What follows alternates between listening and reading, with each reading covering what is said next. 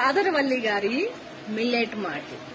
ఇది చాలా మంది అడుగుతున్నారు నన్ను, ఇది బాగుంటుందా, ఎలా ఉంటుంది, గ్యారంటీయా, ఎన్ని రకాల యక్ష ప్రశ్నలు వేస్తున్నారంటే, ఇది చిరుధాన్యాలు సిరిధాన్యాలతో పాటు డ్రై ఫ్రూట్స్ తోటి మిక్సింగ్ అయ్యి వచ్చిందనమాట. మన తాతలు ముత్తాతల కాలంలో వాళ్ళని తీసుకుంటే వాళ్ళు ఎంత బలంగా ఆరోగ్యంగా ఉంటారు. స్కిన్ గానీ హెయిర్ గానీ తెల్ల వెంట్రుక కూడా మీరు చూడండి, వాళ్ళకి తెల్ల వెంట్రుకలు ఈ రోజు కూడా అలాంటి వాళ్ళు ఎవరైనా ఉంటే మీరు గమనించండి, తెల్ల వెంట్రుక కూడా వాళ్ళకు ఉండదు. సో వాళ్ళు తినే ఫుడ్ అనేది అలాంటిదన్నమాట.